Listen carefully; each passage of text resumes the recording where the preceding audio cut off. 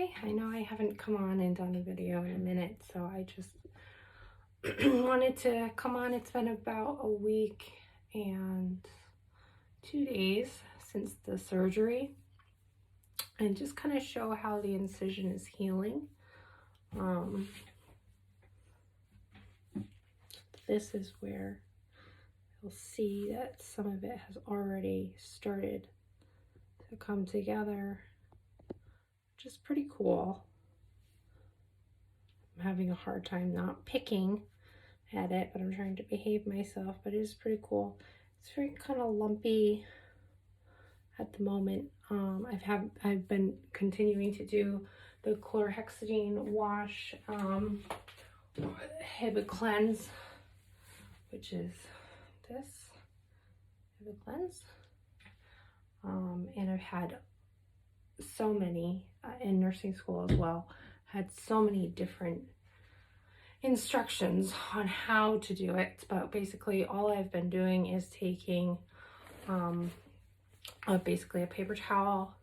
I wet it, I wet the area, then I take the foam and I squeeze it a couple times onto the paper towel, and then I wipe around the area, because that's what they kept emphasizing, is around the area. So essentially what you're trying to do is make sure that there's no bacteria that can get in and spread infection.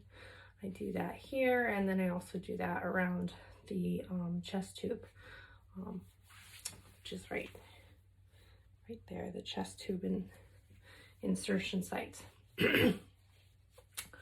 But everything's scabbing over really nicely, healing well. I'm continuing to try to adhere to some sternal precautions, which again is very challenging.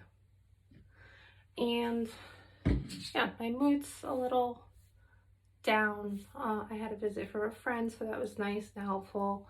Enjoying like going for rides, sitting in the back seat of the car with my cardiac pillow and my seatbelt. But I know that's really important, because if I were to be in an accident, then the airbag would go off, and that would affect right here and cause a lot of damage in the meantime. So I sit in the back with my pillow and I enjoy the fresh air, which is very nice. I've been fortunate that my operation was done at a time where the weather's kind of nice. It's been a little too hot for me to be outside, but it's nice to have the breeze flowing in the car.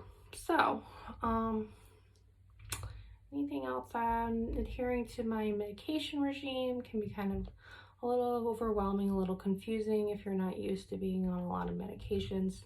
My advice is definitely to use a pill organizer and start writing things down, because the days blend together and you can't remember, did I take that this morning? Then what time did I get up? Like, did I make sure I did? So what works for me, not that I'm the best at it, but what works is if you write it down and date it, so that you can remember. I was having some issues with my metoprolol, which was making me hypotensive. I did reach out to my cardiologist, who said to continue taking it as long as it wasn't below my systolic blood pressure, which is your top number of your blood pressure, was not below 90. So to keep taking that, because the metoprolol essentially can cause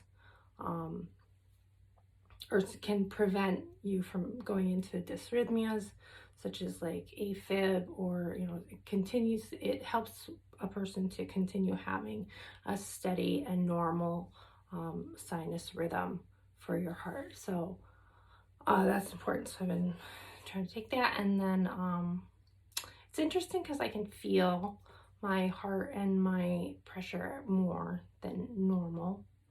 So that's kind of distracting, but interesting. And yeah, other than that, trying to make sure that I have a healthy balance of fiber and fluids, and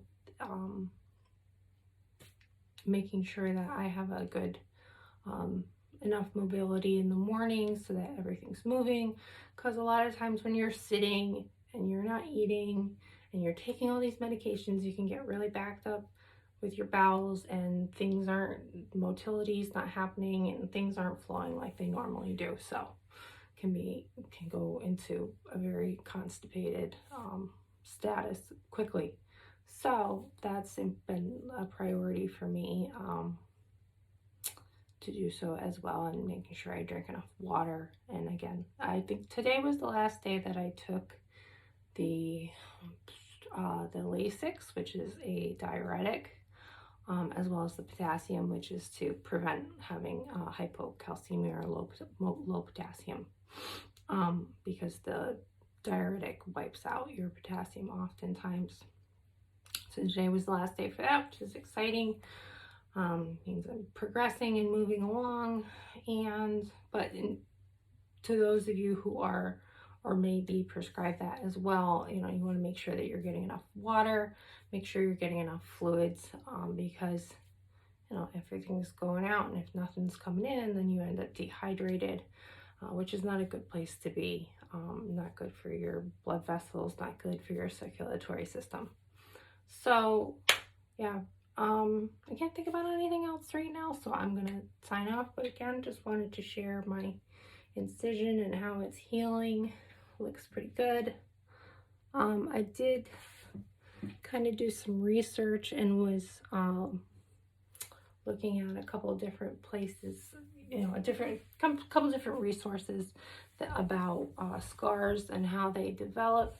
But oftentimes, ultimately, some of the answers that I did come down to that it is genetic. So, yeah, my dad doesn't really have a terribly large one though, so hoping it won't be enormous. But even if it does, it's good to have. To me, I'm not always been so hung up on looking perfect as an appearance wise. It's more about loving my body and accepting it as it is, and that's can be quite a battle, as many women know, and just sort of working with it. And the other thing is that it's not something that I'm ashamed to share with other people. So yeah, that's about it. I hope you guys are having a good day, and I'll talk to you later. Bye.